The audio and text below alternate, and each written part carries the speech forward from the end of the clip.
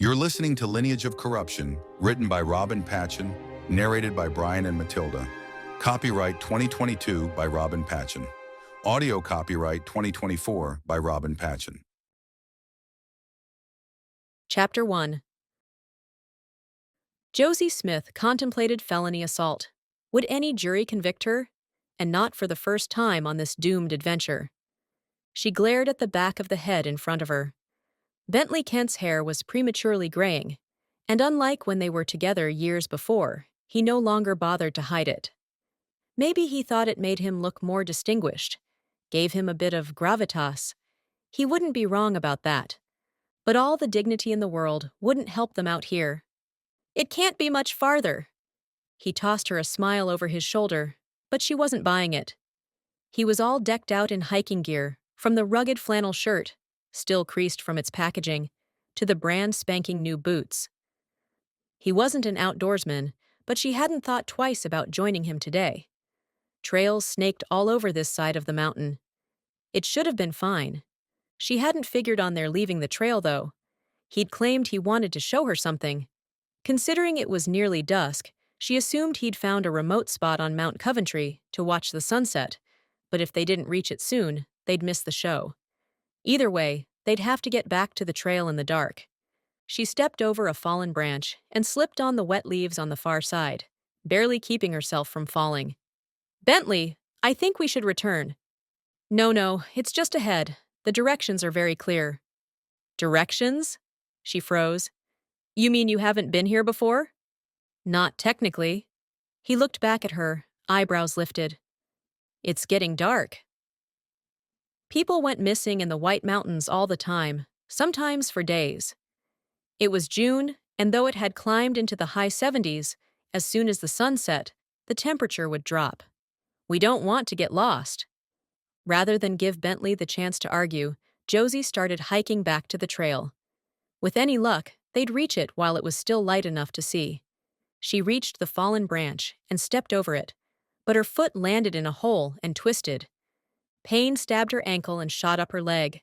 She tumbled to the damp forest floor. "Josephine!"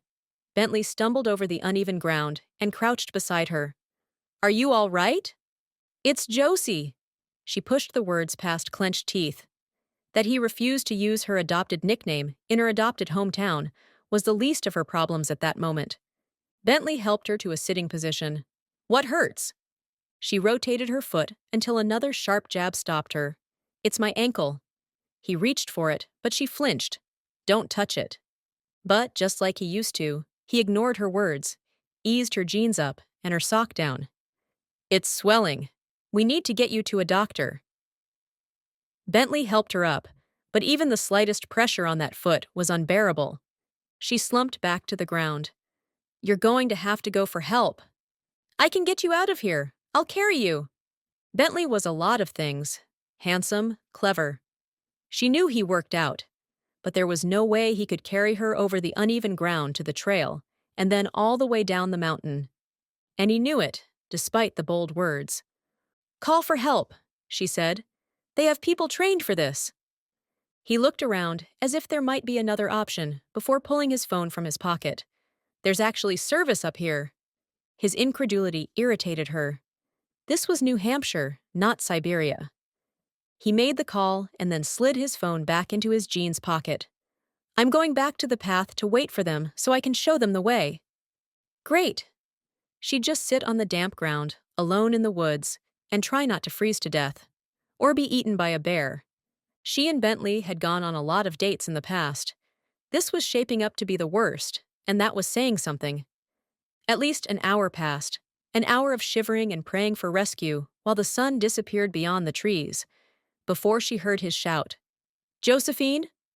"Over here," she yelled. Bossed on the frantic tone in his voice, he'd lost her. No wonder it had taken so long. Finally, a flashlight beam crossed over her. "Stay here, sir." The other man's voice was familiar. "I'd rather not have to carry you both out." Surely it wasn't him. What were the chances? A moment later, the man crouched at her side. She couldn't see much of him in the darkness, but she didn't miss the jacket he wore, the search and rescue emblem sewn on it. Sorry it took so long. Your friend's not exactly a tracker. It's your ankle?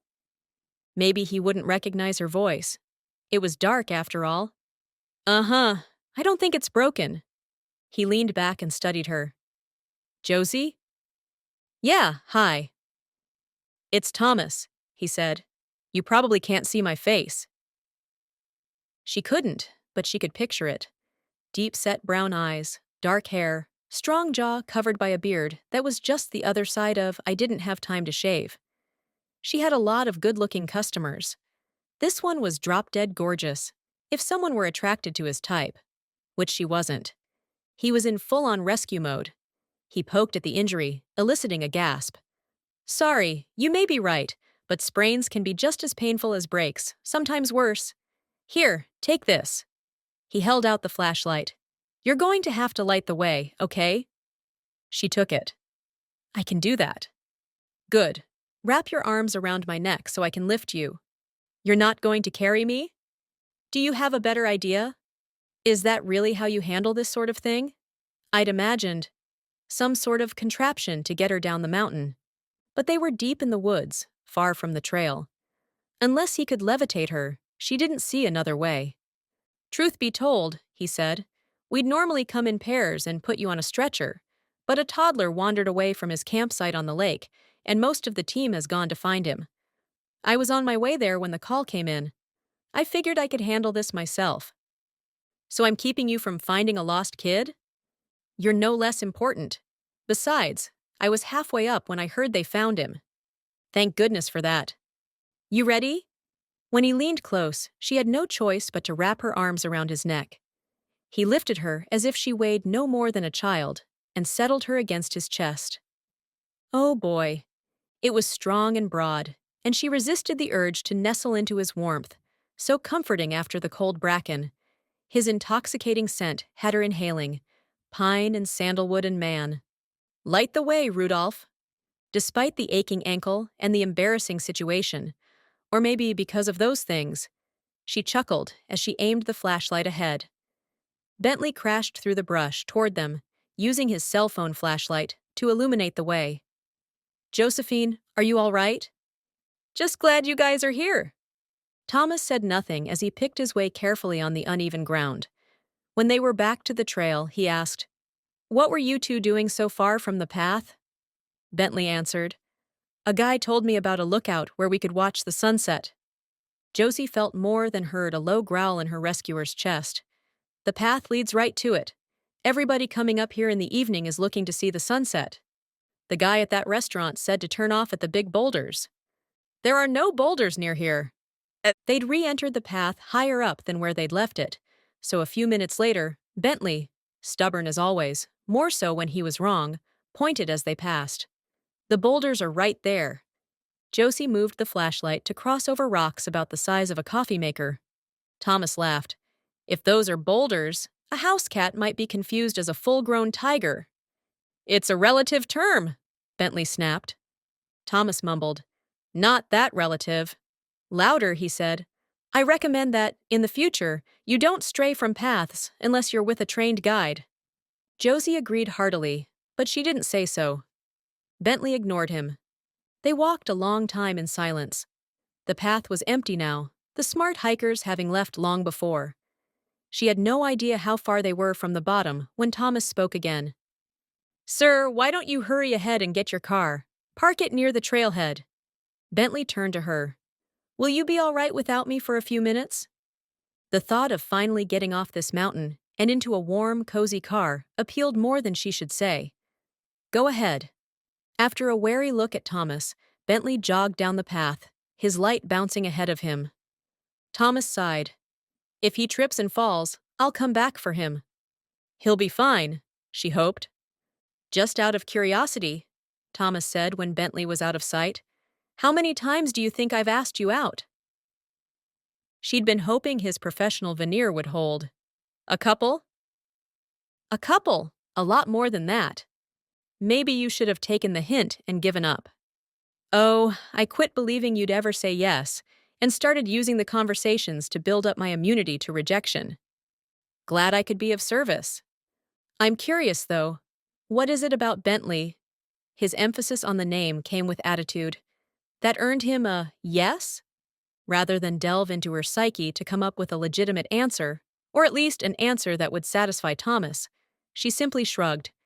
He's smart, well-educated, well-mannered. And I'm not. I don't know you. I've known Bentley a long time. So you decide which men to date based on how long you've known them? If you met the man of your dreams tomorrow, you'd reject him out of hand because the chronology didn't work out. Ignoring him seemed easier than trying to justify herself. Thomas's steady footfalls on the dirt path were barely discernible over the nightly orchestra of crickets and frogs. I figured it out, he said. Guy with a name like Bentley's gotta have money. You're a gold digger. You know nothing about me. I know more than I did an hour ago. No, you don't. And the fact that you think you do. She clamped her lips shut before she finished the sentence. What? Am I wrong? Completely. And let's be honest. Your question isn't really, why did you say yes to Bentley? Your question is, why did you say no to me? Another few steps of silence, and then, and what's the answer? I mean, for the sake of my education and personal growth, I'd like to know why a beautiful woman like you would flat out refuse to have dinner with a humble guy like me. Humble. Ha! He chuckled but didn't defend himself. I mean, Bentley got you into this mess. If I could give you one little piece of advice, don't go into the woods with a guy who can't get you back out. And that's why? He slowed, then came to a stop to look down at her. His face, though shrouded in darkness, was just inches from hers. She had the irrational desire to press her hand against his stubbly cheek and lean in. She looked away. Are we just going to stand here? Maybe I need a break. Though he'd been carrying her for at least 20 minutes, he wasn't even out of breath. She doubted he was tired, but couldn't figure out how to say so without stroking an ego that needed no more stroking. Explain, please, he said. What about my advice was so objectionable? I don't date politicians. A beat of silence followed her words, then, if I get whiplash from this conversation, who's going to carry you to the parking lot? You're running for mayor. How did you? I haven't announced that yet. I hear things. He started walking again, though more slowly than before. 2 questions. First, what does that have to do with me giving you advice? When she didn't respond, because how could she defend her flippant remark? He moved on. 2, the mayor hadn't even resigned the first time I asked you out. You act like a politician. How so? You know, all the greeting people by name and smiling at everybody. You mean being friendly? I mean, forget it. She prayed he would let it go. A few moments later, though, he said, You never answered the first question. Are you serious? About wanting an answer? Yes. And I'm not above using the fact that I'm literally rescuing you from your current date. You're not my type. What type is that? Your whole alpha male thing. I'm an alpha male? Okay. He walked a few steps. An alpha male is a guy who takes charge, a leader, right? I guess that describes me, but you don't know enough about me to know that. It's not just that. It's all the working out and… How could she explain herself without actually explaining herself? You're offended by my strength? Because at the moment, one might think you'd be grateful, all things considered. He tossed her up a few inches, eliciting a gasp, and then caught her without missing a step. Of course, as an alpha male, I generally prefer to drag my women by their hair, but I left my club at home. Lucky me! She infused her words with all the sarcasm she could muster. Seriously? I could just leave you here, you know? But you won't. You'll do your job. It's not my job, Josie. I'm a volunteer. She would have realized that if she'd given it any thought at all. He almost always wore a suit when he came into her coffee shop, and his hours were pretty regular. Neither of those would be true of somebody who worked for search and rescue. And he had come to her rescue after dark on a Friday night. Didn't he have anything better to do? A date, maybe? A guy with his face and body wouldn't want for willing females, present company excluded. I didn't mean to offend you, she said. I'm sorry, and I am grateful. You're welcome. He walked a few steps. So why don't you date alpha males? Has anybody ever told you you're annoyingly persistent? His chest rumbled with his laugh. Maybe, more than once. She wasn't going to explain her history with men to him. He walked in silence a few moments. What in the world could he be thinking? She'd always figured he was like so many men she'd met, all shine and no substance, kind on the outside, conniving beneath the pretty exterior. This conversation, the longest in their brief acquaintance, made her question that assumption. If you ever decide to dump your boyfriend, he's not. Just tell him that you chose him because he's not an alpha male. That would do it. She imagined what that conversation would look like and conceded that Thomas was probably right. Bentley might not be the type of guy to volunteer for search and rescue, but he was comfortable being in charge. He came off as a deep thinker, but when push came to shove, he made his opinion known and often figured out a method to get his way. Was Bentley a closet alpha male? Her father was powerful, thanks to the office he held, but he was also gentle and tender, deep-thinking and curious. He was an academic, nothing like this guy, all bluster and brawn. Whatever the label, she knew what she wanted in a man, someone smart and well-read, an intellectual.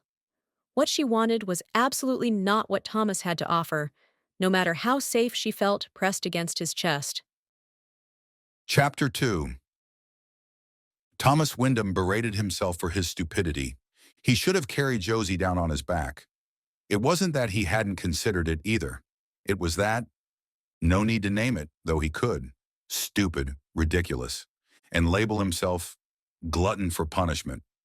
His problem now as they neared the parking lot wasn't that he was winded. His half-full backpack weighed more than this woman. But after dreaming about her for months, after seeing her almost every single day, after being rejected by her 19 times, and yes, he'd been counting, now to have her so close, her face barely inches from his, her scent, vanilla and coffee, filling his nose. It was its own distinct form of torture, and still he dreaded the moment he'd have to set her down and send her away with Bentley. Really, God? He could practically hear an almighty chuckle. It's not funny. Though rescuing the woman who'd rejected him 19 times from her current date? Okay, it was a little funny. They were getting close to the parking lot. Once he had a better look at her ankle, he'd turn her over to her beta boyfriend and watch her right away. So he might as well make it an even 20. You say Bentley isn't your boyfriend? He's not. Then how about you let me take you to dinner? There's this great place. She laughed, the sound somehow as beautiful as it was, degrading. Thick skin. He'd continued to ask her out in order to build up thick skin. He'd probably need that when he lost the election, which, all things considered, felt like a foregone conclusion. He'd expected Josie to turn him down again, but to laugh? I'm sorry, she said. I'm so sorry. I'm not laughing at you. I'm laughing at this whole, she gestured to the woods with the flashlight, bizarre situation. I mean, what are the chances you'd be the one to rescue me? I take it that's a no. It's not you. Sure it is. He kept his tone light, as if she hadn't just stabbed him in the heart. But if I can survive a woman literally laughing in my face as I carry her off a mountain, I can survive anything, which means my skin is thick enough. Bentley stood silhouetted against the lights in the parking lot of the trailhead. They'd been spotted. He started jogging their way. Thomas lowered his voice so the guy wouldn't hear. I promise I won't ask again. I truly am sorry. I didn't mean. Josephine! The man sounded frantic. What?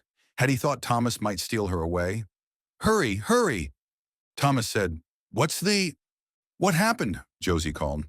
As Bentley neared, Josie aimed the flashlight beam toward him, and Thomas caught terror in the man's eyes.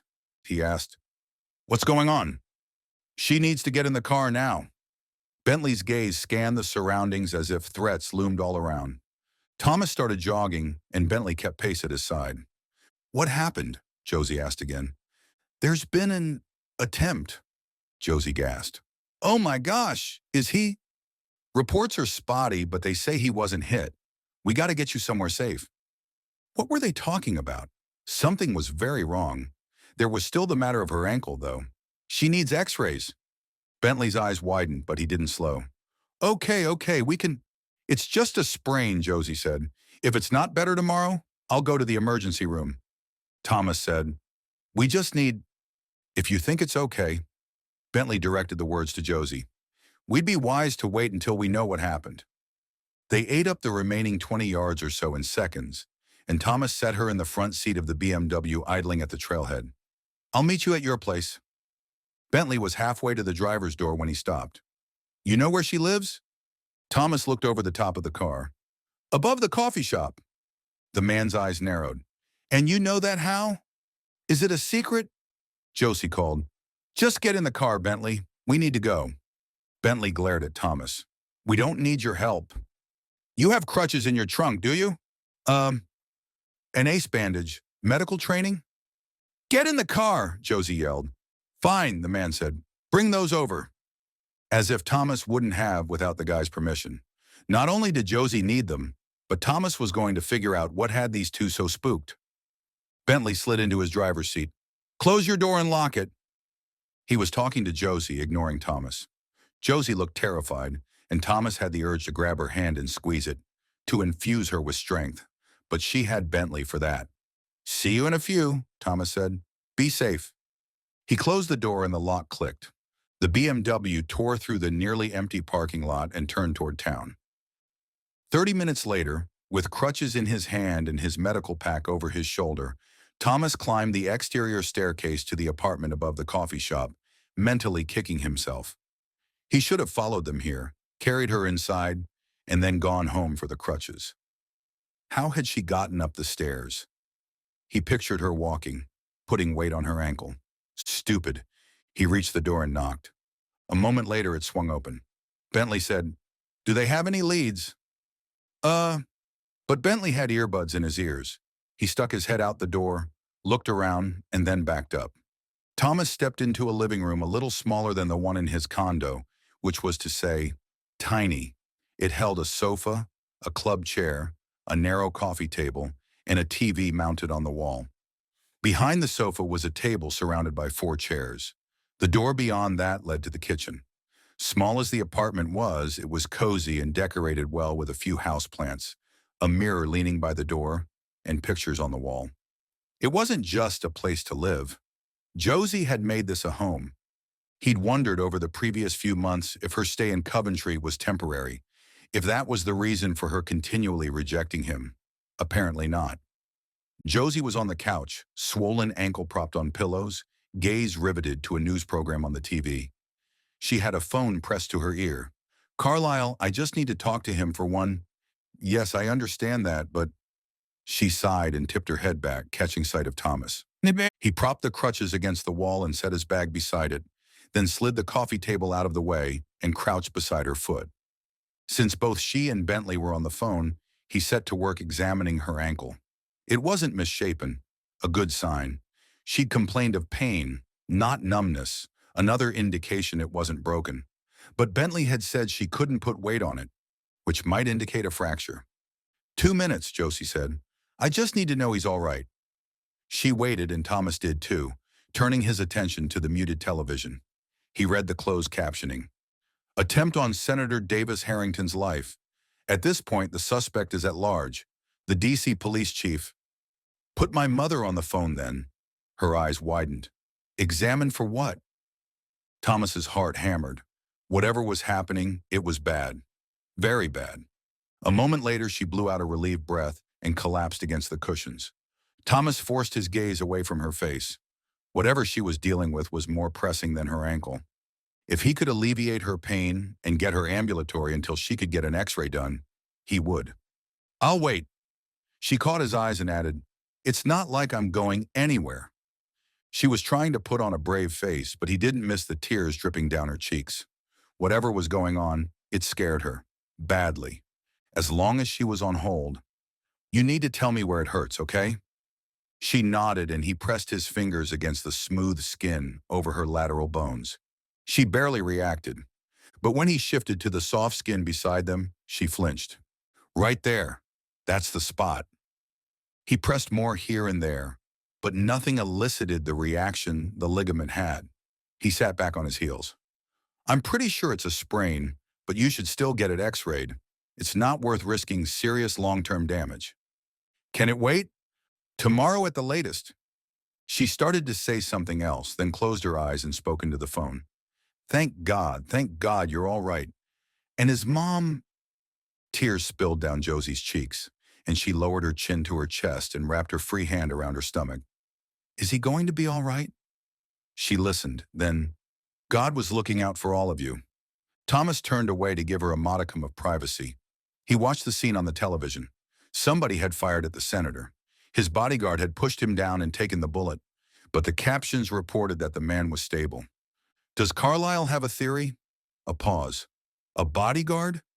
I don't think I need... Nobody knows me here. She leaned her head back. I'll think about it, Dad. Bentley approached, drawing Thomas's attention. Josie focused on him. I promise we'll talk about it. Bentley muttered, we'll more than talk about it. Josie probably hadn't heard that. If that wasn't alpha male behavior, Thomas didn't know what was. The second she ended the call, Bentley said, there's nothing to talk about. You're right. There isn't. Based on their tones, they weren't in agreement. Thomas stayed on his knees beside the sofa. Talk about awkward. Bentley stomped away and Josie sighed. So, I can go tomorrow? To the ER? Tomorrow morning. I'm going to wrap it. He grabbed an ace bandage from his backpack. You need to ice it for 20 minutes every hour when you're awake, and keep it elevated. She nodded to the pillows where her foot was propped up. We knew that much. We've been busy dealing with this. She tipped her head toward the TV. Or we'd have thought about ice. Did she have to use we, as if she and Bentley were a team? Hadn't she said he wasn't her boyfriend? This was definitely not the time to analyze that relationship. Thomas was careful not to hurt her as he wrapped her swollen ankle. You'll need to stay off it as much as possible. When he had it wrapped, he said, swing your feet to the floor and I'll get the crutches. She did as she was told while he grabbed a crutch and adjusted it. Then he helped her up. She wasn't tall, maybe 2 inches above 5 feet, nearly a foot shorter than himself. He put the crutch beside her, comparing the height, then shortened it even more. Maybe he should have brought the children's pair and tucked it under her armpit. How's that feel? Before she could answer, he said, 1 second. He lifted the grip higher for her short arms and tried again. Now! Bentley's voice rose in the other room. How can you be sure? And then, obviously, it's a threat. Thomas didn't like the sound of that. Josie tucked the crutch under her arm and slid her hand around the grip. It's good. It looked right. Sit and... He helped her down, then pulled an ice pack from his bag. He snapped it to release the cold and set it on the wrapped ankle. 20 minutes, then into the freezer with it. He grabbed a couple more ice packs and set them on the coffee table. You'll probably want to get better quality ones from the drugstore.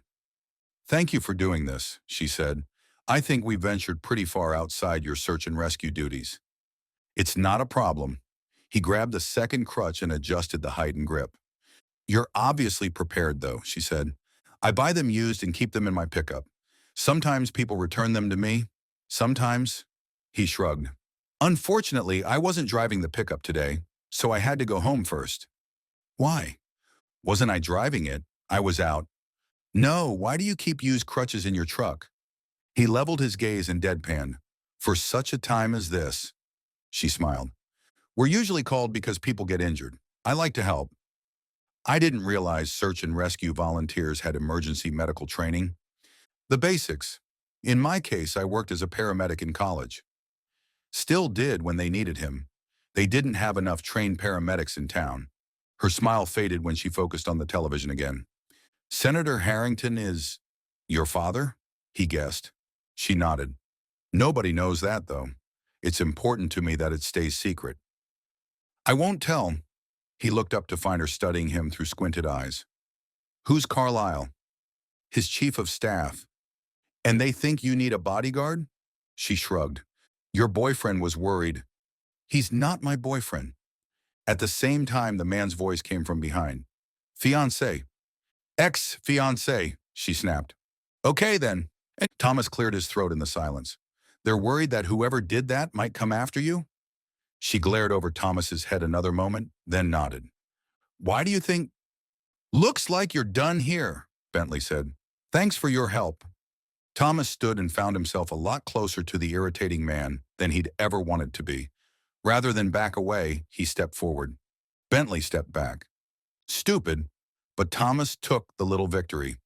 Bentley was with Josie, had been engaged to her, and, if Thomas guessed right, hoped to be again.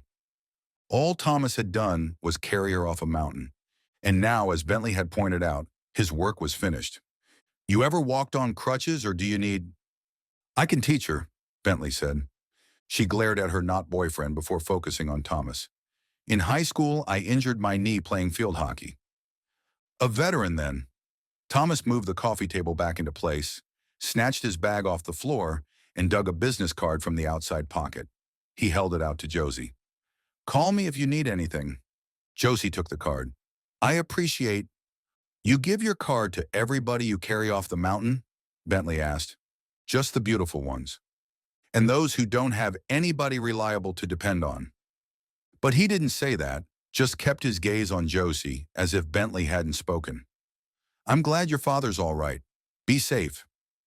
He swiveled, marched past the X, and stepped out the door. Bentley was a jealous jerk, but he'd done his best to protect Josie. Thomas would give him credit for that, if never out loud. But what bothered him as he climbed into his car and drove away was one niggling question. If the senator was safe, what did her father, Carlyle, and Bentley think she needed protection from? Chapter 3. Josie kept her smile pasted in place on Monday morning as customer after customer came into her coffee shop and saw her not behind the counter, where she spent the bulk of her life, but seated on the couch in the dining room, her MacBook on her lap, her swollen foot propped on pillows. If she had any room for the comfy sofa in the kitchen, she'd have had her employees move it there. Alas, the floor space in the kitchen was about as big as a walk-in closet, and her apprentice, Kinsley, was having enough trouble getting all the pastries baked and into the display cabinets without having to dodge a love seat. Instead, Josie tried to get some work done in the dining room amid constant interruptions. "Oh my!"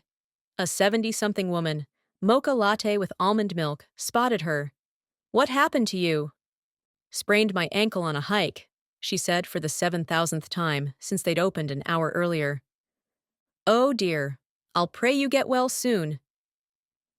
The woman patted her shoulder and continued to the line, where Marcel, the barista, would take her order and fix her coffee. The line was longer than Josie ever wanted to see it, but 2 people were doing the work of 3. Her foot would be better by the next morning. She hoped, anyway. It was interesting to see Cup of Josies from this side of the counter. She was proud of what she'd created after she'd left her former life.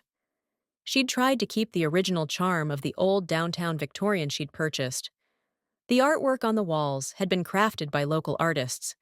Each piece was for sale, and whenever one sold, the artist would replace it with another.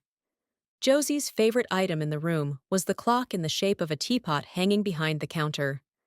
Her mother had bought it for her when Josie announced her crazy plan to open a coffee shop. Her parents didn't understand why she'd left D.C., but they'd always supported her. Though there were a handful of café tables spread among the 3 rooms that made up the dining area, originally a living room, a parlor, and a dining room, she'd furnished much of the space with vintage chairs and love seats. The pieces weren't fancy or expensive. They were cozy and invited guests to get comfortable. Her customers did just that. A crew of old men came in a couple of days a week to drink coffee and play cards. Multiple female friend groups met here regularly after they dropped their kids at school or the local church for Mother's Day out. Older women congregated here after meetings of their charities and political organizations. 2 ladies' Bible studies met in the smallest of the 3 rooms on 2 different days, and a men's Bible study met there every Friday at 7 a.m. When Josie first opened the cafe a few years before, it was a one-woman operation. She did all the baking and all the coffee making, coming in at 4:30 every morning and staying open through lunchtime. But her customers kept asking her to extend the hours. Now she had 7 employees, and they were open from 6 in the morning until 9 at night, 10 on Fridays and Saturdays. The only exception was Sunday, when she opened at the regular time but closed at 10 a.m., which gave her, and her employees, just enough time to make it to the 10:30 service at church. She'd left a life she couldn't handle any longer and come to Coventry all alone, not even bringing her name with her. She'd built a business she loved here. She'd built a life she wasn't willing to give up, no matter what her father or her ex-fiancé said. The bell over the door jingled, and Thomas entered. Today's suit was light gray, and he'd paired it with a royal blue shirt that made his brown eyes pop. Her heart did a little flip at the sight of him, her body remembering being held against his chest as he carried her down the mountain. Remembered the concern in his gaze when he'd crouched by her sofa, tending to her ankle and listening to her end of that terrifying conversation. He scanned behind the counter, then the room. When he caught sight of her, he headed her way. As usual, he not only greeted everybody who made eye contact with him, but he called them each by name. "Hey, Marcy! How you doing, bud? Hey, I saw you got a new truck, Ed. That thing have four-wheel drive?" Everybody smiled at him, talked to him, and seemed a little happier because he'd graced them with a kind word. Classic politician. He remembered everybody's name and acted as if he cared about every person he met. Josie's father sincerely cared about people, but he'd always been the exception to the rule in political circles, a combination of an absent-minded professor and a brilliant statesman, but not the kind of guy who felt comfortable schmoozing or playing the quid pro quo game of politics. She could see Thomas fitting right into that role. He got the attention of Marcel, the barista, who gave him a thumbs up, meaning he'd get his order started even though Thomas hadn't waited in line. She glared at Marcel, but he was too busy to notice. Thomas grabbed an empty chair, one of the few she kept lined against the wall for folks who wanted to squeeze in one more, and pulled it near. "I've been worried about you. How's the ankle?" "Improving slowly." She closed her laptop and slid it onto the coffee table. "Thanks again for all your help Friday night. I'm not sure what we would have done if you hadn't come by." "It was my pleasure." He held her eye contact a moment, then seemed to force his gaze to her foot. "What did the doctor say?" "It's a sprain, just like you thought. He told me to stay off it as much as possible." "I can see you're taking his advice." "It was easier on the weekend. Looking at that line, it's killing me." Thomas glanced at the people waiting to order, then lifted his hand to greet someone across the room. "Do you know everybody?" He turned back to her, shrugging. "I tend to remember faces." "And names," she said. He conceded that with a nod and leaned closer, lowering his voice. "How's your family?" "Everybody's safe, thank God." "I've been watching the news. Is it true what they're saying about—" "Not entirely." She looked around, but nobody was listening. If they kept their voices low, nobody would be able to hear them over the din of the conversations, the hiss of the espresso maker, and the overhead music. "They caught the guy. He claims to have been working alone, but that hasn't been confirmed." Thomas's eyebrows rose over those pretty brown eyes. Did he have to be so gorgeous? What do they think then? Not that Thomas deserved an explanation, but he'd been so kind to her Friday night, and she hadn't exactly returned the favor. Bentley had been downright rude. The entire situation had been awkward, made more so by the fact that Thomas had asked her out. Again. And she'd laughed in his face. The memory of that moment brought heat to her cheeks that she hoped it didn't show. She hadn't meant to be unkind. The thought that this hunky, gorgeous man really wanted to go out with her, that he'd ask her out while rescuing her, it had felt ridiculous. But she'd hurt his feelings. He'd tried to hide it, but she'd seen the truth of it in the set of his mouth. And still, he'd gone out of his way to help her, and sat beside her now, seeking more information, not because he was nosy, but because he really cared. Maybe she was getting sucked into his little charisma bubble like the rest of town. Still, she owed him. "It has to stay between us." He blinked and sat back. "You can trust me. Case in point, does anybody know who you are?" "No." "I've already proved I can be trusted, Josie, and I've already promised not to ask you out again. I still hope that after Friday, you and I can be friends." Friends? Aside from her best friend Shelley, who lived in the DC area, Josie didn't have many of those. Maybe Bentley, though until the previous week, they hadn't spoken in nearly 3 years. That relationship was awkward at best. Him trying to win her back, and her working very hard to keep him in the friend zone. There were acquaintances she exchanged small talk with at church, her employees, her customers. But friends? In Coventry? She must have waited too long to respond because he sat back. Or not. And then he laughed. I guess I'm not done building my thick skin where you're concerned. He pressed his hands to his thighs and started to push to his feet.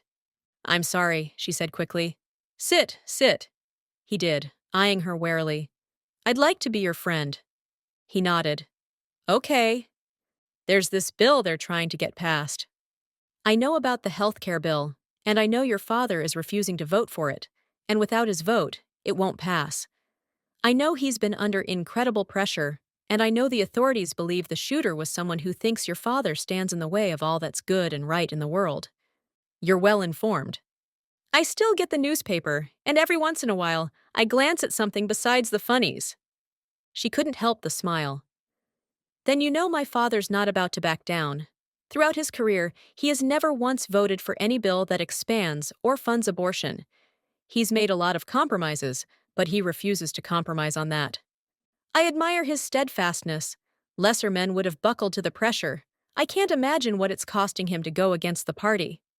Thomas understood more than most. Her father had faced a lot of opposition, but no opponent had ever proved as powerful, or as ruthless, as some people associated with his own political party. Thomas's head tilted to the side, and he leaned a little closer. You don't think the party had anything to do with the assassination attempt, though, right? We don't know. Dad's had death threats before, but an actual attempt. Somebody's trying to either force him to vote for the bill or remove him from office so his successor will. If Dad resigned or were, she swallowed the word that came to mind, gone, the governor would appoint somebody more pliable, more of a typical politician, which my father is not. I assumed that, considering your disdain for the profession. Believe me, I come by it honestly. He looked like he wanted to say something about that, but he shook his head and seemed to change tact. And Friday night, I overheard, your father wants you to get a bodyguard? He's overprotective, but nobody knows where I am. As she'd been saying to Dad and Bentley for 3 days, ad nauseum. Her brother, Alton, had agreed to a bodyguard, but he had a wife and children to protect, and everybody knew where Alton lived and worked. Josie's situation was different.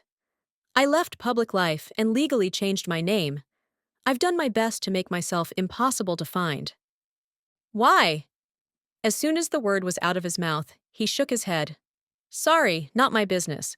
I'd love to know someday, but right now, your boyfriend is from that life, right? He knows.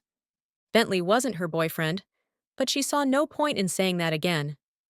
I can trust him. I wasn't saying you couldn't, just that there's at least one person who could give your whereabouts away. Is there anybody else? My best friend knows where I am, my family, of course, but they won't betray me. Besides, I really doubt I'm in any danger. It's not as if I can get my father to change his vote. He sat back. His lips pressed together. What did that expression mean? That he disagreed with her? That was her guess, but he didn't say so. The bell over the door had jingled a few times since Thomas sat down. She hadn't bothered to look at customers coming in and out, but when Thomas's back stiffened, she turned that way. Bentley made his way through the long line and to their side. Hey, Beta, Thomas said. It's Bentley. Sorry, I knew it was something with a B. Beta, as in, not Alpha. She glared at Thomas, but he wouldn't meet her eyes, though his lips twitched. Bentley leaned down and kissed her on the cheek. It was not an expression of affection, but of possession, which was confirmed when he shot Thomas a triumphant look. What are you doing here? Getting coffee and chatting with my friend? What are you doing here? Bentley ignored him, settling on the arm of the couch by her shoulder, so close that she tried to shift away without being obvious about it. How you feeling? crowded. Why don't you get yourself coffee? I will in a minute. I think Marcel's got mine made. Thomas pushed to his feet. Let me know if there's anything I can do, okay? For the foot and anything else. I will. She wouldn't, but Bentley's attitude was getting on her last nerve. Thanks. Thomas moved to the counter, where of course his coffee sat waiting for him. He handed Marcel cash and headed for the door, greeting at least 4 people by name on his way out. Bentley watched through the window until he was out of sight. What is it with that guy? What is it with you? He moved to the chair Thomas had vacated, thank heavens, and Josie adjusted herself on the sofa. Oh, come on, Josie. You're not blind. The guy's obviously interested in you. I know. Bentley's eyebrows rose, dipping behind the rogue hair that fell no matter how much gel he used to keep it back. What do you mean, you know? He asked me out a couple of times. You've been on a date with him? His volume rose, and a couple of people turned their direction. Keep your voice. I can't believe you didn't tell me that. Though he was quiet, his words were vehement. That whole time he was with us, and you two. I didn't say yes. He sat back and blinked. Oh. You didn't? A smile crossed his lips. I'm sorry, I shouldn't have jumped. You and I have just been so on again, off again. They hadn't been. They'd been on, almost married, and then off. She'd barely spoken to Bentley in years, and once he'd resigned himself to the fact that she wasn't changing her mind about their breakup, their few conversations had revolved around her father. But Bentley knew all of that. She saw no reason to remind him. It seemed his feelings for her hadn't waned. Thomas isn't my type. Bentley smiled. You're right. You always were a good judge of people. Was she? She wasn't so sure. She was beginning to think she'd judged Bentley all wrong. And Thomas, too. Kinsley approached, the apprentice's apron covered in flour. Heavens, the girl even had a little in her hair. What's up? I'm sorry to interrupt. She held out a recipe. I've never made croissants from scratch. I'm a little confused. Josie took the recipe, but spoke to Bentley. Why don't you get your coffee? I have work to do. He was still smiling as he made his way to the end of the line. Unlike Thomas, he'd have to wait and order like all her other customers. She was going to have to let Bentley down, again. She hated that, but in her defense, it wasn't as if she'd invited him to invade her hometown or her life. He'd just shown up the week before declaring his decision to rekindle their romance, as if she had no say in the matter. She turned her attention to Kinsley. Sit down, and I'll talk you through it. Chapter 4. As Thomas went about his work, made the calls he needed to make, and handled fires as they cropped up, Josie's image hovered in the back of his mind. That was nothing new. He'd been drawn to her since the first moment he'd seen her. How she'd been in town for years, but he'd only discovered her a few months past, he had no idea. He used to go to the Patriot for coffee, so he'd never bothered with Cup of Josie's, though it was right next door to his office. The Patriot had been in town forever, its owner a friend, and he never minded the walk, just 2 blocks. In fact, he'd always welcomed it. And then he'd seen Josie on the sidewalk one day, and there was something about her. Ridiculous. It wasn't that she was drop-dead gorgeous. She was attractive, but he knew lots of attractive women, though they were almost all spoken for, most married to or about to be married to his closest friends. One by one, each of the guys he hung out with had paired up with a knockout, while Thomas had watched from the sidelines. He was a little tired of playing usher at other people's weddings. He felt like an old bachelor, the male equivalent of a spinster. Not that he'd ever say that out loud. So when he saw Josie the first time, he hadn't waited a moment. He'd followed her into her shop, found her on the far side of the counter, introduced himself, and invited her to dinner. She'd promptly turned him down. And now, thanks to her disastrous hike Friday night, they were friends. He was glad for that much. Based on everything he'd heard Friday and learned over the weekend, Josie might be in more danger than she wanted to admit, at least to him. Maybe with his new friend status, he could help keep her safe. He just had to figure out how. And though he didn't have any answers, he had a place to start. He grabbed his cell and called Dylan. O'Donnell Investigations. It's Thomas. I have a question about finding people. Dylan was one of the guys who gathered at Braden's on Monday nights to watch sports. He and his wife attended the same church as Thomas. Dylan was a private investigator, and his specialty was finding lost people. Who are you looking for? Dylan asked. Nobody. I'm trying to figure out how hard it would be to track a person down after she changed her name and moved. Legally changed her name? Yeah. Pretty easy if you know where to look. Even if the name is really generic, like Smith. If this Smith woman has the same social security number as she did before, then yeah, still easy. If someone wanted to find your Smith, he could do it. It would just take time and money. The money was irrelevant. The people trying to get Senator Harrington to change his vote had deep pockets. How much time? Couple of hours, maybe a day or two. That fast? His worry must have carried in his tone. Not what you wanted to hear? What I expected, though. Thanks, man. See you tonight. I'll be there. As he hung up, the phone rang in the reception area, and his assistant answered. A moment later, she called through the open door. It's Derek. Says it's important. Of course it was. He pressed the flashing button on his desk phone. This is Thomas. We need to get these platform statements finalized this week, and photos for the literature. Derek was Thomas's campaign manager, one of the locals who didn't want Greg Farley to remain mayor. After the previous mayor, Brent Salcito, had been arrested for attempted murder and a whole bunch of other crimes, and Farley had been named interim mayor, Derek and a little cadre of Coventry leaders had convinced Thomas to run for the office against Salcito's right-hand man, promising all the help and support he'd need. Not that any of them had experience with this sort of thing, but Farley didn't have Coventry's interests at heart. The more Thomas knew about the guy, the less he liked him, so he'd allowed himself to be roped into this doomed campaign. How about I come by your office this afternoon? Derek suggested. Thomas's small insurance agency was more cramped than ever since he'd hired 2 more underwriters, but it wasn't as if he wanted to rent another space for campaign headquarters. They weren't very well funded as it was. He could meet the guy at his condo, he supposed, but that was a good 10 minutes out of town, 15 if there was a lot of traffic, which there always was June through August. And then the other problem he'd been mulling over converged with this one.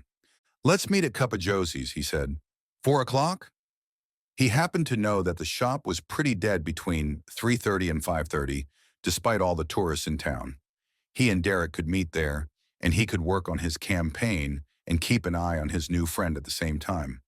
Maybe, God willing, he and Josie could build a relationship. Even if it would never be romantic, at least he could help protect her. Not that she'd want his protection, which was why this was the perfect solution. That's a great idea, Derek said. The locals all know that place, and your association with it will remind people that you've been in town your whole life, separate you from Farley. Not exactly what he'd been thinking, but he was glad to have a good excuse for what he wanted to do. In fact, Derek said, you ought to have all your meetings there, where you can shake hands and meet people. Be seen, you know? If you say so. See you there at 4 o'clock. That he would. Thomas would be there early. He'd need time to convince Josie that this was a good idea. Chapter 5. Josie had moved from the main dining area to the back room when the rush hit that morning. She'd been reclining on the long sofa, her injured ankle propped on throw pillows, when Thomas had arrived. Again. He'd asked if he could come to Cup of Josie's for his campaign meetings, which would be held weekly at least. Not that she minded the business, especially at her slowest time, but did she really need Thomas's presence, his very unavoidable self, in her shop all the time? It was bad enough that he came every morning. The man who'd spoken to her wasn't the rugged rescuer from Friday night. Though she'd seen the guy 5 days a week for months, now she knew the finely toned muscles that lay beneath his suit, close enough to feel his chuckles in his chest, his breath on her skin. Before Friday, Thomas had been like a pesky fly, asking her out twice a week, always with that charming smile and charming disposition. She'd had no problem turning him down. She'd figured him for a mid-level worker bee at HCI, the local clothing factory. She'd grown up in a city in the South, where a person's name, especially an old, revered name like hers, meant something, meant everything to some people. And then she'd moved to D.C., where she'd made a name for herself. As her father's assistant, she'd walked the halls of Congress, greeted heads of state. She'd even met the president. She'd been invited to the hippest parties and rubbed shoulders with people who wrote policies that affected lives. She'd been powerful. Though she loved Coventry, she'd never imagined herself dating any of the locals. They were ordinary, which made her the worst kind of snob. Yet here was this man, handsome, gentle, and caring, and she couldn't swat him away like a pesky insect anymore. Thomas, seated at the club chair by her feet, quirked that expressive eyebrow. "If it's a problem, I can come up with a different solution." No, of course you're welcome here whenever you want." She swung her feet to the floor. "I'll just move back?" "Don't go. There's nothing you can't hear, and you're probably getting a lot more work done back here than you would be out there." She'd agreed, and 10 minutes later, here she still sat, trying to ignore the meeting on the far side of the room. But she couldn't help herself. They had no idea what they were doing. "I was looking online," his campaign manager said, "and it seems we need to get your platform out there. Your big issue is keeping outsiders from coming in and gobbling up swaths of land to build resorts, right? Most of Coventry's tourist establishments are owned by locals, and we want to keep it that way. So that's what all your literature should focus on." Was he kidding? Thomas couldn't run for mayor on one issue. She must have scoffed because both the men looked her way. Whoops! She hadn't meant to make her thoughts known. Thomas's lips tipped up at the corners, but the older balding guy with the bad comb-over and the keg-sized belly, Derek, she thought, scowled. "You have something to add?" "Nope. Sorry." She returned her attention to her laptop, but she couldn't focus on her work. Instead, she opened her browser and researched local political issues. Thomas's big issue was important. But what about education? According to the local paper, parents had been battling the school board about curricula they deemed inappropriate. And there were the problems of overcrowding at the elementary school and the need to update the town's ball fields. Little League may not be a huge issue for unmarried and childless businessmen, but for parents with school-age kids, having clean bathrooms and a safe place to play mattered a lot. Then there was traffic. She was lucky she didn't have to drive to work, but she heard the complaints and saw the steady stream of cars outside her shop, and that was nothing compared to the traffic on Main Street. The town desperately needed to widen the roads and add a few stoplights. There were myriad issues that needed to be addressed in the platform. Thomas's opposition knew that. Greg Farley's platform made sense. If outsiders came in and built multi-level resorts on the lake and in the mountains, those resorts would pay boatloads in property taxes, which would fund the many needs facing the town. Farley's campaign platform addressed every issue she'd found and more. Not only that, but based on the header image on his website, Farley had a wife, 4 adorable children, and a golden retriever with big floppy ears. Everything about the guy screamed family man. She jotted her thoughts in her notebook. Farley was slick. Based on what he'd put together, he'd be hard to defeat. But not impossible. At the table, Derek said, "We'll get your photo on the sidewalk outside your office. Remind people who you are. Just your name recognition alone." She snickered, and the men looked at her. Derek started talking again, but Thomas held up his hand to silence him and addressed Josie. "I'd love to hear your thoughts." "Trust me, you wouldn't." He stood and settled on the arm of the chair by her feet. "You have more experience in politics than both of us combined, so trust me, I would." Derek's scowl disappeared. Now he seemed more curious than anything as he turned fully in his chair to face her.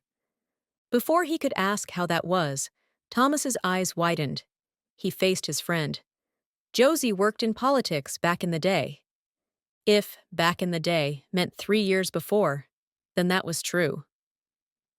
Derek stood beside Thomas and looked down at her. "Really? Where? Which?" "A few campaigns over the years. I have a little experience. A little being relative, that wasn't untrue." "What do you think?" Thomas asked. "I'd love to know." "If you depend on your name recognition and your single issue, you're not going to be defeated. You're going to be decimated." Tell us how you really feel, Derek said. She met the man's eyes, but nodded toward Thomas. He did ask. Unlike his friend, Thomas didn't seem offended at all. Go on. She glanced at the notes she'd been taking. Not that she'd ever intended to share them, but she'd always been good at politics. Very good. Which was one of the reasons she'd quit. Because success in politics often meant cutthroat tactics, and she didn't want to be that person anymore. She ripped the page out of her notebook and handed it over. Thomas read it quickly, gave her that one eyebrow-hitched look, then handed it to Derek. All irritation slid from the man's expression as he perused it. You're hired. Although I should explain that it's not exactly a paid position. And I should explain that I'm not exactly interested. What? Why not? Derek yanked a chair from a nearby table and sat near her head, forcing her to shift to see him. You obviously know what you're doing, and we could really use your help. She turned and lowered her feet to the floor. I don't do politics. Derek waved the paper. Obviously you do. Look, maybe if we get enough donations, we could… It's not a matter of money. What is it a matter of then? I just said, I don't do politics. Derek turned to Thomas. Would you say something? Thomas watched her for a long moment, eyes narrowed as if trying to read her mind. Then he turned to his friend. Let's meet back here tomorrow, 3:30. His attention shifted to Josie. If that's okay with you? You're welcome, but I can't promise it'll always be this quiet. Though there were customers in the main dining room and the smaller front room, this back room was empty today. You'll rarely have this much privacy. That's all right, Thomas said. We have nothing to hide. Definitely a political rookie. He ushered his friend out the door, and she returned to her reclining position. The sooner her ankle healed, the sooner she could get back to her real job. Maybe she'd opened Thomas's eyes to what he needed to do. She'd promised herself she'd never get involved in another political campaign, but she hadn't gotten involved. Not really. Just offered a little friendly advice. Josie had just returned her focus to her work when someone appeared at the door of the small dining area. Thomas stepped back into the room and settled in the armchair he'd been perched on a few minutes before. I thought you'd left. Just needed to tell Derek a few things. I wanted to talk to you privately, and I didn't want him browbeating you. You think I'm persistent, but I have nothing on him. He's the reason I got roped into this thing. Roped, really? She allowed her disbelief loose on a laugh. I've never met a candidate who didn't secretly relish the opportunity to run. He sat back, the picture of casual. You have now. Then why do it? Does Derek have something on you? He laughed, then seemed to realize she was serious. Unfortunately, she'd seen it all. His smile faded. No, he doesn't have something on me. This isn't Washington. Almost every powerful politician started right where you are today, though admittedly, most have more experienced people helping them. I have zero desire to run for any other office. Mayor is as high as I ever intend to go, and honestly, if anybody else would step in… So why are you running? Because you were browbeaten into it? He leaned forward and propped his elbows on his knees. I'm running because I don't want to see my hometown become nothing but a tourist trap. We appreciate tourism here, as you know, but we want to keep Coventry's money in Coventry, and we don't need a bunch of huge conglomerates in town. Thanks to the HCI factory, we have plenty of jobs and plenty of revenue. And yet, the traffic is terrible. The elementary school is bursting at the seams. The town parks and fields are in desperate need of an upgrade. Thanks to the previous mayor's mismanagement, you're right. He sat back and gestured vaguely toward the town. We don't need Marriotts and Hiltons littering the shore of Lake Ayasha to fix those problems. They would, though, she said. With their property taxes, there'd be plenty of money. There's already plenty of money. The money just needs to be managed properly. So your problem is that you don't want your hometown to change. No. He stood and paced to the opposite wall, then turned and leaned against it. This isn't about nostalgia, Josie. It's about protecting my neighbors. Again, I have nothing against big resort towns, but those big resorts bring in thousands of strangers. Some of those strangers are great, but not all. Despite his defensive posture, his tone went from conversational to something else, something powerful and passionate. She suddenly understood why they'd asked him to run. Tourists bring their own set of problems. You have to have experienced that, right? People on vacation drink more than usual. They drive on our roads, usually narrower and windier roads than they're used to. They get into wrecks. They bring drugs to town. Uncross your arms, she said.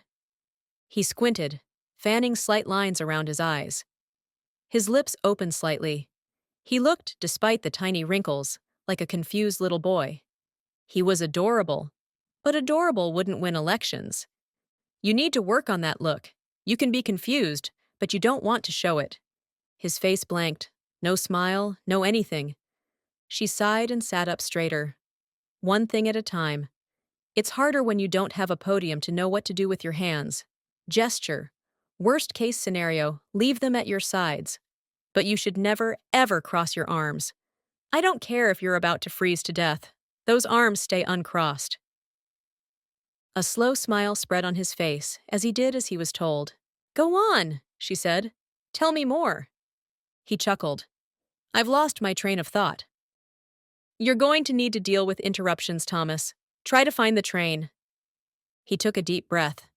We have tourists now, but they stay in the B&B and the campground or one of the few small hotels.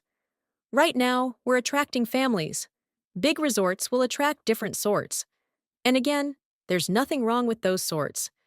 They're great, and if there's a town that's struggling to survive, I'd encourage them to court the Marriotts and the Hiltons of the world. But we're not struggling to survive. We have a huge corporation in our backyard. And don't think those things aren't related. These big companies want to come to Coventry because of HCI, because they know the local services will be taken care of by the local business, so they won't have to invest any of their profits to make it work. They'll keep their money for themselves. Trust me, unlike with HCI, those profits won't stay in Coventry or benefit our people. He paused to take a breath. That was good. Impassioned. You've told me what you don't want for Coventry. Now tell me what you do. His mouth opened, then snapped shut. You want to be known for what you're for, not what you're against. I mean, all your opponent has to say is, he's against change, but he has no plan. And he'd be right. Thomas sat again. Is my candidacy doomed? Do you want it to be? He didn't answer immediately, just rubbed the back of his neck. She'd met her share of idealistic politicians like Thomas. They always went into office with grand plans. In her experience, they either didn't win a second election or they lost their conviction. But there were the rare exceptions. People who were so passionate that, rather than bending to others' ideas, they were able to convince people of their own. Thomas might be that sort. Finally, he spoke. I've never run for any office in my life, not even student council. This wasn't my dream, and it still isn't. But if Farley wins, our shoreline will be rezoned, hotels will be built, and Coventry will forever change. I don't want that. Most of the people I talk to don't want that. If you want to win, you can. But you need a plan. You need to explain why, if there's plenty of money, these issues haven't been addressed, and you need to get past your name recognition. Again, that narrow-eyed look of confusion, which could be construed as suspicion, crossed his face. I thought name recognition was good. You know what happened to Jesus when he went home to preach in Nazareth? He had name recognition, and they tried to throw him off a cliff. Thomas shook his head. Let's hope it doesn't come to that. The locals see you as a nice guy who volunteers with search and rescue, who's some sort of businessman. But they don't. Some sort of businessman? Do you really not know what I do? How would I? He laughed, the deep sound filling the room and pinging a weird response inside her. She wasn't sure how she'd made him laugh, but she had the irrational desire to do it again. My office is right next door. She imagined the buildings on either side. One was a house like hers, with a nail salon on the first floor. She assumed he wasn't a manicurist. The other was an insurance agency. She could picture the sign out front. J.T. Windham and Associates. You're an insurance salesman? She could see that. He leaned forward, held out his hand and said, "Jeremy Thomas Windham, insurance agent." She slid her palm against his, ignoring the way her body responded. "Pleasure, Jeremy." He scowled and pulled back. "Thomas, my dad is Jeremy." "So you own the place." Not a mid-level worker bee, but an entrepreneur. That truth elevated him slightly in her mind. She really was a terrible snob.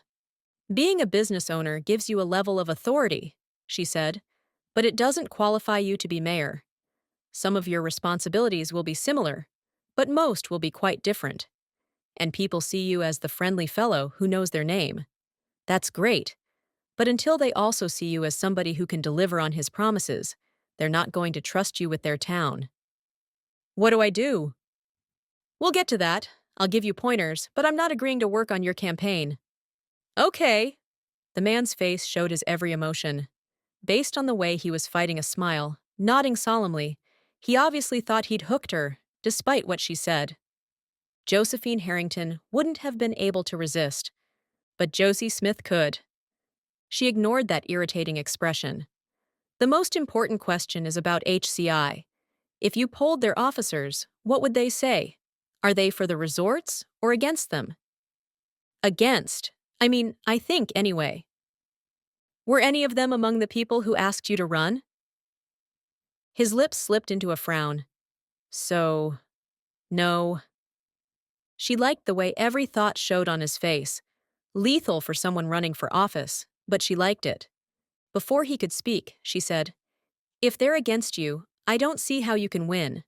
The other side is going to be well-funded. Assuming those big hotel chains want into Coventry." "They do." "Then you're going to need money and lots of it. Your first step is to reach out to HCI Corporate and see if you can get a meeting with the CEO." He smiled. "I'm pretty sure I can. We're friends." "That's good. If you can secure his support." "Her support. Chelsea O'Donnell, formerly Chelsea Hamilton, owns the company. Her husband and I are buddies." Right. Josie had heard of Chelsea Hamilton and the trouble her family's company had had a few years back. It had made the national news, and she'd followed the story because of her family's connection to Coventry. Her mother's parents were from Boston and had owned a second home here, where they'd vacationed when she was a kid, which was how she'd chosen it when she'd been looking for a place to rebuild her life. She'd always loved Coventry, the small town, the friendly atmosphere.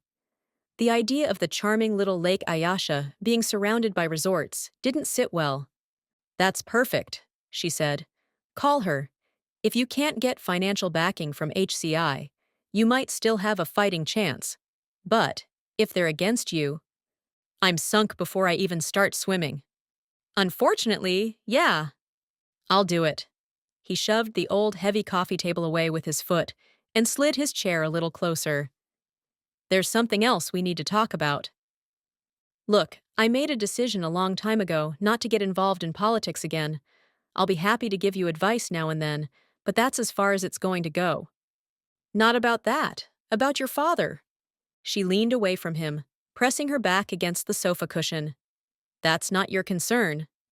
"I thought we decided to be friends." "Well, yeah, but I concern myself with my friends' safety. I don't like when people I care about are in danger. And frankly, I tend to get involved if they are. It's what I do." "Thus, search and rescue." "And the volunteer fire department. And I sometimes work with the local EMT service when they're short-staffed. I should probably seek help." His lips tipped up in an almost smile. "But at this point, I prefer to be helpful." She liked his play on words. "It's really not necessary." "Chelsea O'Donnell is a friend of mine, as is her husband Dylan. He's a private investigator, and his specialty is finding lost people. He does a lot of work looking for runaways, who tend to leave very few clues behind. We're talking about kids with no credit cards, usually no jobs. They're hard to find, and he almost always finds them, so he knows what he's talking about." She had an idea where this was going and didn't want to hear it, because she wanted to believe she was safely hidden in Coventry, that her father's enemies couldn't touch her there, that her anonymity was secure. But for all his talents, Thomas didn't read minds. "I asked him how hard you'd be to find." "You told him who I am?" "I didn't give your name, just the generalities. A woman who changed her name to something common and moved away. He said a good investigator could find you in a matter of hours. Hours!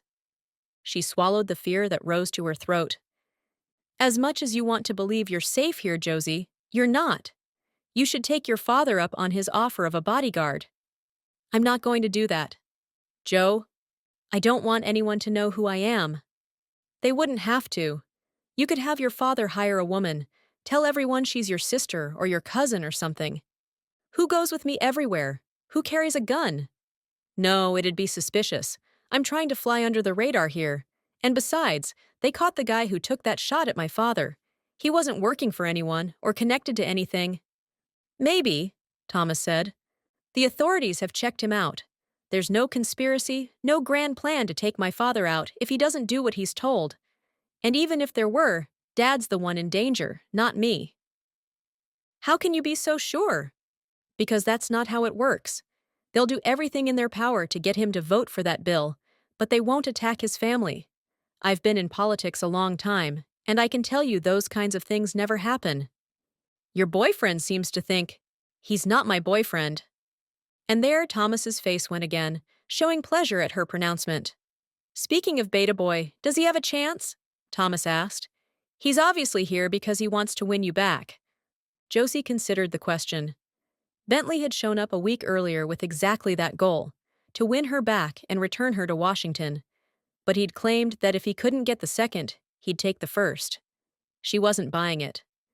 Bentley loved politics, thrived on the political intrigue of Washington. He'd never be happy in central New Hampshire.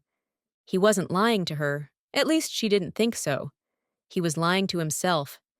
Even if he could be happy there, he wasn't the man for her. Years before, they'd gone from working together to eating together to sleeping together as if it were a natural progression. He was older, more experienced, and powerful. She had no idea why he'd chosen her, though she'd been flattered. She was beginning to understand why she'd chosen him. They were both passionate about the same things. They fought on the same side. They were together all the time, and he was there. Though she'd lived in the city and had hundreds of so-called friends, she'd hardly had anybody she could confide in. With Shelley busy with a new boyfriend or jet-setting around the world, Josie had felt incredibly isolated. Bentley had been convenient, but shared beliefs and convenience did not a strong marriage make. And they didn't even share the same beliefs anymore, not since she'd rededicated her life to the Lord. So, the answer to Thomas's question was obvious, but he wasn't the person she needed to tell. You should tell him. It seemed Thomas was a bit of a mind reader. Much as I dislike the guy, he's obviously devoted to you. I will, soon. Which means you'll have one fewer person in town who knows who you are and how much danger you're in. I'm not in danger. I have a pretty good instinct for this kind of thing, and I'm afraid you are. So if you refuse to get a bodyguard, do me a favor and keep your eyes open for threats. Don't go out at night without an escort. If you need someone to take you anywhere, don't hesitate to call me. She started to speak, but he held up his hand.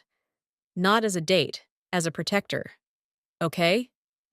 No, it wasn't okay, but she didn't see the point in arguing. If I feel like I'm in danger, I'll call you. He scowled, but he let it go and stood. I'll see you tomorrow. You have my card if you need me. He walked out of the small room, leaving her alone with her thoughts. Was he right? Was she in danger? Surely not. Dad's enemies might go after him, but they wouldn't attack his children. Politics was an ugly business, but it wasn't that ugly. Chapter 6. Thomas finished at the gym after work, showered, and changed into khaki shorts and a polo. Maybe he should put the suit back on. This felt weird. He'd been friends with Dylan for a couple of years, but tonight as he walked toward Braden's house for their weekly get-together, his heart rate kicked up like he was a kid in the mailroom hoping for a promotion. Before he reached the walkway, a car approached. Dylan parked and climbed from his SUV. Good. Thomas could do this without an audience. How you doing? His red-headed friend walked up the driveway and stuck out his hand, which Thomas shook. Looking forward to Carly's cooking. She's got a gift, Dylan said. Her food's even better than the Patriots. Through the open window, James called. "Heard that." Dylan yelled, "You should be in the kitchen trying to learn something." Laughter carried into the warm June evening. Dylan started toward the door, but Thomas said, "Can I talk to you a sec?" He turned his head. "This about your call earlier? The elusive Ms. Smith?" "No." He lowered his voice. He didn't want all his friends hearing this. "It's about the election." "Oh." Dylan shifted to face him. "What about it?" "I'm wondering if you and Chelsea, or the company, have chosen who to... Are you planning..." He really should have thought about how to ask this before he got here. "You want to know if you have our support?" "Yeah. We want what's best for Coventry. Though we would like to see more hotels in town, we aren't in favor of Farley's plan." Thomas hadn't expected that answer. Until Josie had floated the possibility today, he'd thought his friends would naturally be on his side. "Why do you want to see more hotels?" Dylan glanced at the door. The guys' voices and the hum of a basketball game carried through the windows. "The company entertains colleagues from time to time, and they do more of that. Maybe even bring retail buyers to town for tours. But they're limited in what they can do because of the lack of rooms. The B&Bs don't exactly cater to business people. The hotels are small and, frankly, kind of dingy. HCI's not about to put people up at the campground. They own a couple of houses near the office, but they're small and limited. New hotels would really help." Thomas nodded as he spoke. "I'm not against new hotels. I'm against huge resorts that'll bring more people than Coventry can handle. I'm against out-of-towners coming in and sucking out as much money as they can." "I know what you mean, and neither Chelsea nor I want to vote for Farley. Just the fact that he works so closely with a murderer looks bad, and the more we know about what Salcedo was up to, the less we like the guy. Farley can't have been ignorant about Salcedo's lining his pockets with taxpayer dollars. But not everybody in town knows all that. You'd be wise to tell people what your plan is. Your opponent is way ahead of you." In Thomas's defense, he'd only decided a couple of weeks before to run. He hadn't even officially announced it, though word had gotten around. Farley'd been running since the mayor was arrested in February, even if not officially, and as interim mayor, he had a leg up. "HCI won't be supporting or funding Farley then?" "I don't speak for HCI, Dylan said. "You need to talk to my wife about that. I'm just telling you what the two of us think. But HCI is a big company with a strong board, and they might have a different take on this altogether." The words settled like a rock in Thomas's gut, but he smiled. "I'll call her. Thanks for the insight." Chapter 7.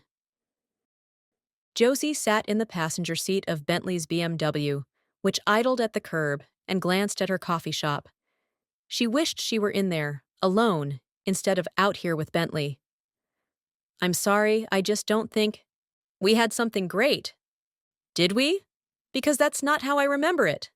He blinked in the darkness. Unlike on the main drag through town, High Street didn't have a lot of streetlights, so his face was illuminated only by the glow of the dashboard. She should have refused to go to dinner with him. She'd tried to back out, but he'd been insistent, and she'd known this conversation would take time. Bentley wasn't one to give up easily. They'd been discussing the fate of their relationship for an hour. He'd told her in countless ways how perfect they were together. He'd told her how they believed the same things. He'd told her how much he loved her. But did he, really? "Josephine!" "It's Josie!" "No, it's not." He blew out a breath and took her hand. "It's not, Josie. You're not this person, this owner of a dinky coffee shop. You're a brilliant political strategist. You've been given a gift, don't you see? You don't belong here with small-town people. Those people don't have any idea who you are." "Those people?" She hated that she'd caught herself thinking something similar earlier in the day. She'd considered Thomas one of those people, as if she were somehow above the locals because of her family's name and power. "You know what I mean?" "That doesn't mean you're right." She pulled her hand away. "Look, Bentley, you want me to be something I'm not." "No, I don't. I want you to be who you are, who you were born to be, and you'll never be that when you're stuck here north of nowhere. Come home, Josephine. Your father needs you, especially now." Dad had never once asked her to return to her position as his assistant in D.C. But did he need her? Had he not asked because he didn't want to pressure her? You know he'd never tell you that, but he does, Bentley said. Nothing's been the same since you left. You were the moral compass of the staff, your father's voice when he wasn't there. Now we're floundering, trying to figure out what he wants, which direction to go. We need you. My father was in politics long before I worked for him. He'll survive. And I'm sure the staff is happier without me. Not happier and not nearly as effective. I can't do it, Bentley. I can't. Okay. He looked beyond her a moment. When he met her eyes again, she saw pleading in them. I need you. You're doing just fine without me. He let out a humorless chuckle. You have no idea what your leaving did to me. You have no idea. I love you. I imagined us together, forever. I've tried to move on. Believe me, I've tried. I've dated other women. But it never works. Nobody knows me like you do, and nobody knows you like I do. She couldn't argue with that. Bentley had seen her at her best, and at her worst. And he'd loved her through it all. Maybe she'd been wrong to discard him along with the job. Even still, that didn't change the geography problem. I'm not moving back. This is my home now. He stared at her for a long time. I'll move here. No. Josie, I want to be with you.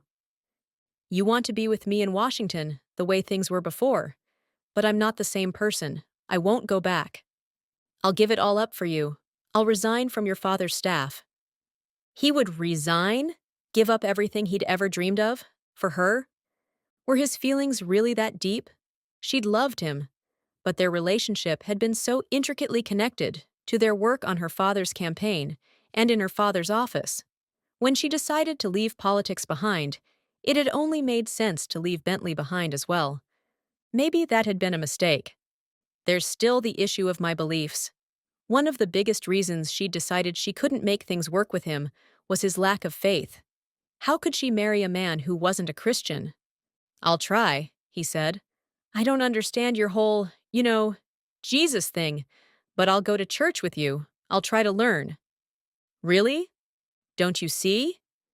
He took her hand again and pressed it against his chest. I love you, Josie. I love you, and I want to be with you. Say we can be together again. Please, just try. The earnestness in his face, the pleading, shocked her. Did he really care so deeply for her? She hadn't known, and she didn't know what to do about it. I'm not ready to get involved again. He dropped her hand and faced forward. I'll think about it.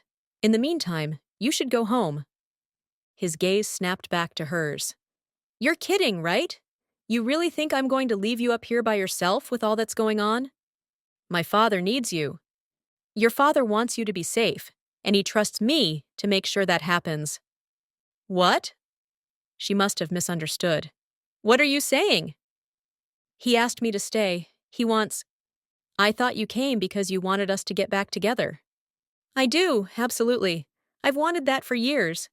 But after Friday, he wants me to stay and make sure you're safe. She dropped her head against the headrest. After all of this, and Bentley still didn't plan to leave. Not that she was trying to get rid of him, but... Yeah, she was trying to get rid of him. She needed to think, and she needed to do so without his hovering all the time. She needed distance to know her own heart. Did she love Bentley? Could she? Should she? Oh, Dad, what are you thinking? He's worried about you, Bentley said, as if he knew her thoughts. I'm fine. This conversation needed to end now. She wasn't about to go another 10 rounds with Bentley about her safety, or their relationship, or anything else. She grabbed her purse from the floorboard, slid it over her head, and opened the car door. Before she'd stood and gotten herself balanced on her good foot, Bentley'd come around and yanked her crutches from the back seat. He held them out to her. I'll walk you up. She was way too frustrated to rest. I'm going to the café. You need to stay off that ankle. Anger surged and sent her heart racing. She took a deep breath before she spoke. I'm a grown woman, Bentley. I'm perfectly capable of knowing what I need and what I don't. And her ankle didn't hurt. Not that much. It was getting better every day. Ignoring him as he walked beside her, she hobbled to the front door, thankful she'd installed the handicap ramp, then pulled her keys from her purse and let herself in. Bentley started to follow, but she stopped a foot inside and craned her head back. She'd turned completely, if not for the stupid crutches. "Thank you for dinner. I was hoping—" "I don't want to talk about this anymore. I'll talk to my father about relieving you of your babysitting duty." Hurt filled his expression. "That isn't what this is." "I know." She sighed and crossed the dark dining room into the kitchen, where she flipped on a light. He followed but stopped before entering her domain, standing in the space between the public area and the private. That was their problem, wasn't it? They'd mixed the two. Maybe they should never have been more than friends. But they had, and they'd fallen in love. When she'd broken off their engagement, her heart had crumbled. It had taken years to get over him. Now he was back, and she didn't know what to do. "I never wanted to hurt you." His head fell forward. A long moment passed. When he met her eyes again, his expression was carefully blank, all his new wrinkles smoothed for the moment. "I'm not leaving until the senator calls me back to D.C., but I'll keep a professional distance until you make up your mind." "I'd appreciate that." He took a step back. "I can wait until you're ready to go up. I can maneuver the staircase. I've done it twice today already." His lips stretched into what might have looked like a smile to one who hadn't known him as well as she had. "Lock the door behind me." He crossed the dining room and disappeared into the night. As soon as the door jingled closed, she followed and locked it, then returned to the kitchen to start on the muffins for the morning. Baking relaxed her. Maybe after a batch or two, she'd be able to rest. 30 minutes later, she was about to slide 2 tins of banana nut muffins into the industrial oven when a car alarm blared. She moved into the small dining room that overlooked her driveway. Flashing lights reflected off the building next door. Though she couldn't see her car from that vantage point, it had to be the one causing the trouble. What in the world? After snatching her keys, she crutched her way out the front door, down the handicap ramp, and between her building and Thomas's insurance agency next door. The space was just wide enough for her car and a stockade fence, which separated her yard from his. What would have set her car alarm off? Was it a short or maybe a small animal? She clicked the button, but the alarm kept blaring. She'd been needing to replace the battery on her key fob for weeks. She hobbled closer to the car and clicked the button again. When she was within a couple of feet, the alarm cut off. The blessed silence helped her blood pressure, which had spiked at the sound. All was well in the quiet night. She turned to hobble back to the door. But a man stood on the driveway between her and the handicap ramp. She gasped and froze, nearly losing her balance on the crutches. He said nothing, just stared at her. She braced herself. "Who are you?" He took a step toward her. Another person came into view on the street. She couldn't make out much in the darkness, but it looked like a man. She called, "Hey!" hoping he'd help her, hoping the second man's presence would scare away the first. But the second person stalked slowly toward her. The men were together. As they got closer, she realized they both wore masks. They'd set off her alarm. They'd planned this. She crutched backward until she bumped into her car. How far could she run on her sprained ankle? And to where? The small yard behind her property was fenced in. Even if she could get to the gate before these guys, she'd lose precious seconds getting the gate open, getting inside, closing it again. And there was no lock. No, that wouldn't work. She'd be trapped either way. At least here, there was a chance someone would see her. She had no weapon, just her keys. And the crutches. Maybe she could swing one, take one of the men down. It might buy her a second. But could she get to the street or back inside? Maybe she was overreacting. Maybe this was nothing. Maybe she could talk her way out of it. "What do you want?" They didn't answer. Either she was dealing with 2 mutes or she was under attack. The men continued inching toward her. One lifted a phone. Light flashed. Was he taking her photograph? She sucked in a deep breath and let out a blood-curdling scream. The men halted, and then one of them laughed.